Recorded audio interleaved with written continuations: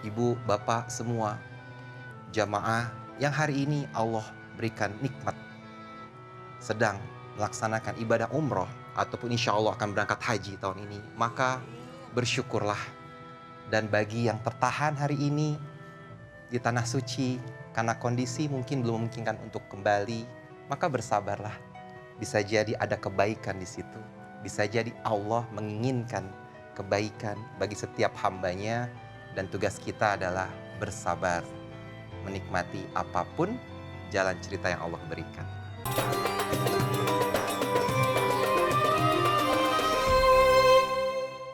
Ibu, pemirsa RCTI, ini rahmati oleh Allah. Dalam hadis Nabi SAW bersabda, haji yang mabrur tidak ada balasan yang lain kecuali syurga. Maka setiap muslim pasti memiliki mimpi bagaimana ia bisa dimampukan dan dipanggil oleh Allah untuk menunaikan ibadah haji. Karena Masya Allah, ada makna spiritual dalam setiap rangkaian haji. Ihram, kita melepaskan atribut dunia. Kita hanya memakai 2 lembar kain. Bagaimana kita diingatkan bahwa nanti ketika kita meninggal, tidak ada yang kita bawa. Harta tidak kita bawa, Bu. Betul? Ibu punya rumah, dibawa nggak masuk ke kubur? Ibu punya mobil listrik, dibawa nggak Ibu? Enggak.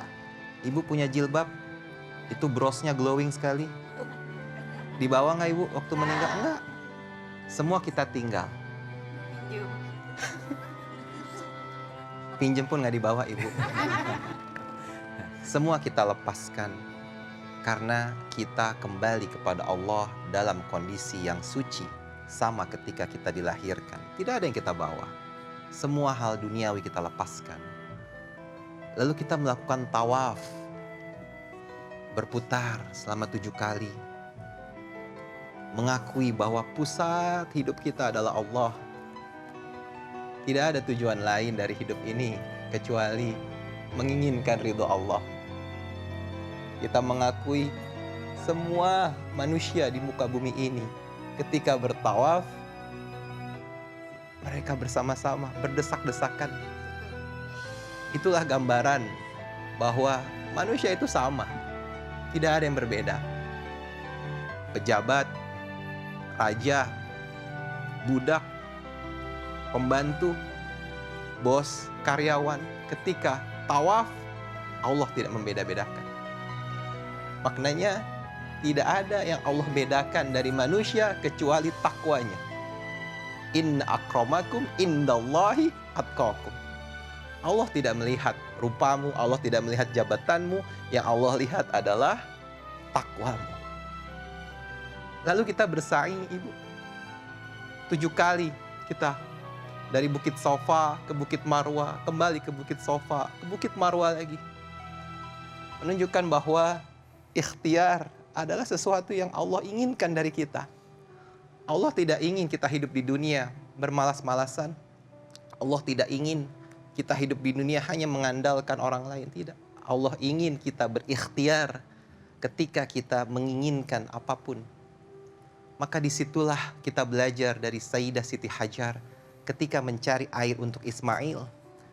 Ia berputar sebanyak 7 kali dari Sofa ke Marwa. Tapi di mana air Zam-Zam itu muncul? Di dekat telapak kaki Nabi Ismail. Maknanya kita boleh berusaha, kita boleh berikhtiar, tapi hasil akhir Allah yang tentukan. Lalu kita wukuf di Arafah. Kita merenung kebesaran Allah. Dan disitulah Allah turun ke muka bumi untuk mengabulkan segala permohonan kita. Dan inilah puncak dari haji. Al-Hajju Arafah. Tidak ada haji tanpa Arafah. Dan setelah itu kita lempar jumroh di tanggal 10 Zulhijjah. Menghilangkan sifat-sifat hewani yang ada dalam diri kita. Maka Ibu, Bapak semua, jamaah yang hari ini Allah berikan nikmat sedang melaksanakan ibadah umroh ataupun insya Allah akan berangkat haji tahun ini, maka bersyukurlah. Dan bagi yang tertahan hari ini di tanah suci, karena kondisi mungkin belum memungkinkan untuk kembali, maka bersabarlah. Bisa jadi ada kebaikan di situ. Bisa jadi Allah menginginkan kebaikan bagi setiap hambanya, dan tugas kita adalah bersabar, menikmati apapun jalan cerita yang Allah berikan. Amin, amin ya rabbal alamin. Terima kasih Terima Ustaz. Ya, Masya Allah. Semoga kita bisa merasakan ya semua yang ada di sini nikmatnya beribadah umroh ataupun haji. Ya, yang sedang tertahan di sana semoga bisa segera kembali ke sini ya. Jadi pengalaman nih kemarin ibu mertua saya baru melakukan ibadah umroh. Biasanya kalau udah sampai sana maunya tuh tinggal lama-lama pengen extend. Katanya baru kali ini mamah teh pengen cepet-cepet pulang, ada bom, katanya takut ya. Ini meresahkan dan mudah-mudahan kondisi yang ada saat ini bisa lebih baik ya. Perang segera usai, jangan ada lagi deh peperangan ya. Baik, sekarang kita langsung masuk saja ke sesi curhat lagi. Siapa yang mau curhat? Sekarang sebelah kanan ya, silakan. Assalamualaikum warahmatullahi wabarakatuh. Waalaikumsalam warahmatullahi wabarakatuh. Perkenalkan, nama saya Yanti Sumanti dari Majelis Taklim Umi Parihah Jasinga Bogor. Saya mau bertanya Pak Ustadz, ada anggapan umroh di bulan Ramadan seperti pahalanya seperti haji, sehingga banyak seseorang memilih umroh daripada mementingkan pendidikan anaknya, sehingga timbul ganjalan di hati. Apakah keputusan tersebut sudah tepat menurut Islam? Demikian pertanyaan saya Pak Ustadz. Wassalamualaikum warahmatullahi wabarakatuh. Waalaikumsalam warahmatullahi wabarakatuh. Nah jadi gitu Ustadz tuh, gimana tuh kalau anggaran pendidikan kepotong itu ya sekian persen tuh gimana tuh demi program umroh gitu maksudnya ya. Iya baik, langsung saja dijelaskan oleh Ustadz Hilman. Silakan Ustadz. Ibu, Ya. jangan dibandingkan antara biaya pendidikan anak dengan biaya umroh. Eta mah ujung ke ujung. Betul? Yang satu ke kanan, yang satu ke kiri. Maka pertama tentu kita mengaminkan dan mengiyakan bahwa pahala umroh di bulan Ramadan itu seperti berhaji bersama dengan Rasulullah Shallallahu Alaihi Wasallam. Pahalanya sangat besar. Tapi di sisi lain ibu punya kewajiban untuk memenuhi pendidikan anak. Nah sekarang pertanyaannya, apakah biaya pendidikan anak SPP teh sebesar biaya umroh? Kan tidak. Jadi artinya ini bukan tentang mana yang lebih utama, mana yang lebih penting. Ini mah tentang males we. Ini mah. Betul apa betul? Betul. Maka memang yang namanya umroh atau haji itu butuh tekad yang kuat. Betul? Butuh keinginan yang kuat. Karena kalau enggak, godaannya banyak. Betul? Dan kalau ibu, pemirsa RCTI, sudah ada niat untuk haji atau umroh, sok tunaikan. Jangan ditunda-tunda, pasti ada aja godaannya. Betul? Betul.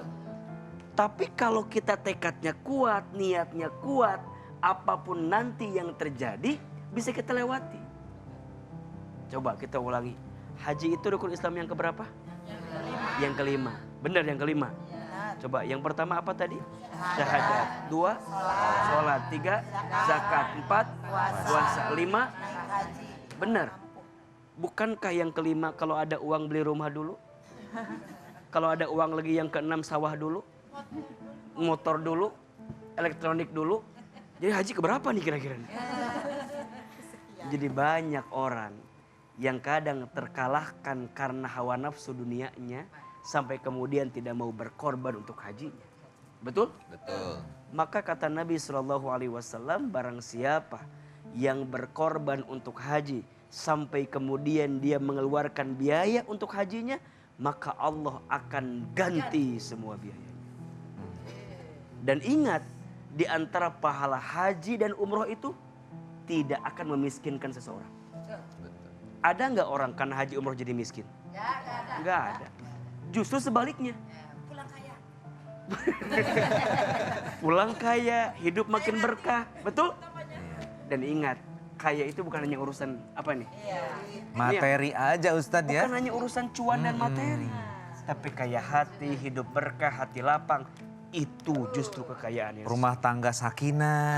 Nah, itu kan juga merupakan bonus dari Allah ya. Betul. Baik Ustadz, terima kasih banyak Ustadz. Tuh, kan bener kan kata Ustadz ya, kalau kita menginfakkan ya harta di jalan Allah, salah satunya dengan berhaji, melaksanakan rukun Islam yang kelima, insya Allah Allah akan berkahi, Allah akan kayakan ya. Baik, setelah jeda berikut ini masih akan ada yang curhat lagi, jadi jangan kemana-mana pemirsa. Setelah yang satu ini tetap di Penyejuk Hatinya Sejuk di Hati.